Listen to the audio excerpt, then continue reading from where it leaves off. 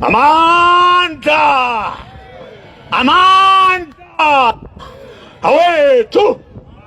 Awethu! Amandla! Matla!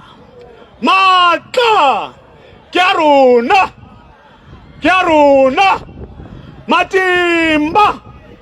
Matimba! Yina! Siyabonga. Ngiyabonga mphathi wohlelo lanamhlanje uComrade Commander uNational Deputy Chair yethu uComrade Junior Mkojo.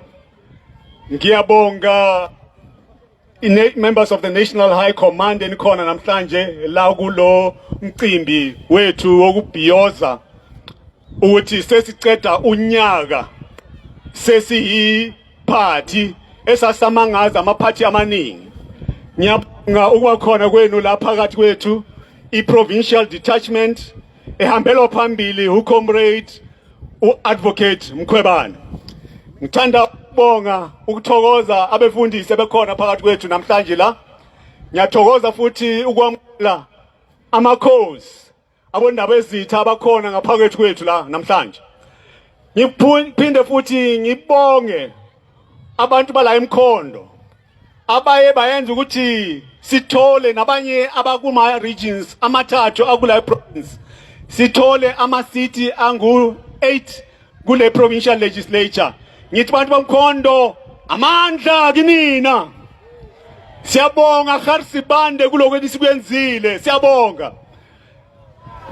I think it is important for me to say that the President and the National High Command decided to bring this occasion here in Mkhondo as recognition of the role that you, members of Umkhonto Wesizwe in Mkhondo, in Kharisibande, played in ensuring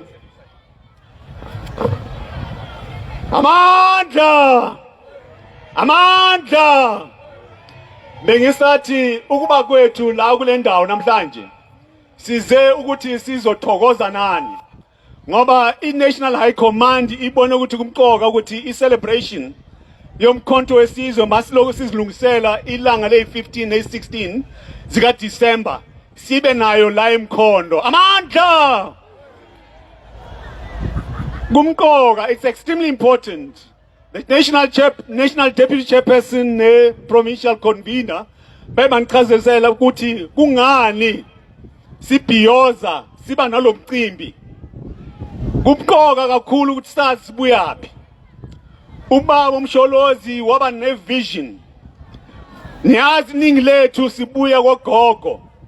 Lokho besikulwela sakhulula lelizwe ngo1994 akusayenzeki nakancane nje. Ubaba nge-16 zika December 2023 wathi sesikhathele ngoba siyanibona nina ukuthi sendamakhanda lukhuni ngoba senihlele ezitulwini eParliament seniphethe manje ansayilandeli imigomo yalenhlangano eyavulwa okhokho bethu engwi African National Congress ngaleso sikhathi. Niyazenzela nje senithengiwe. Washo upresident wathi ngeke ngisabuyele emuva kufanele manje ngiyenze umbutho ozwenza ukuthi abantu bakithi bakhululeke ngoba kwamanje asikakakhululeki. Kwamanje asikakhulukeli abantu bakithi nifanele niyazi lonto. Sisasenqindezelweni. Labo besithi sibavote ukuthi baqhube ngokuthi basibuyisele basise phambili. Kube nenkululeko ephelele. Ayikakabi khona lo nkululeko. Abantu abamnyama basahlushiwa namhlanje. Abantu abamnyama sahlala emkhukhwini. Abantu abamnyama bakulelizwe lakithi basaphathwe kabi.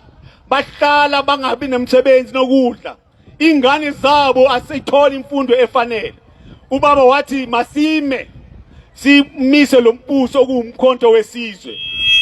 Upresident wakhuluma namanye amabandla. Wakhuluma namanye amadoda eminye imihlangano esibabiza ama-progressive forces. Amanye ama-political party. Wathi bafana bakithi insizwa zakithi sesifikile isikhathi ukuthi umuntu omnyama abumbane. Sikuleyo sikhathi kwamanje. Nibonile ngamehlo enu niyazibonela nani okwenzakale kusukela ngoDisemba kufikela manje. Sangena ekhethweni likaMay ngo-2024. Sangena singaphathanga nemali besinganalutho. Njengoba echazise uDeputy Chairperson bathengwa abantu beza lokuzohlakaza lo mbutho wethu kodwa azange baphumelele. Abanye babo bathi sizothola 4% kuma elections, national and provincial elections. Kodwa ke niyabona nani comrades, amandla, high discipline, high command. Niyazibonela nani comrades into eyenza umkhonto wesizwe ngama-elections ka-2024 ngoMeyi ithuse izwe lonke, yathusa nomhlaba, yathusa no-Afrika.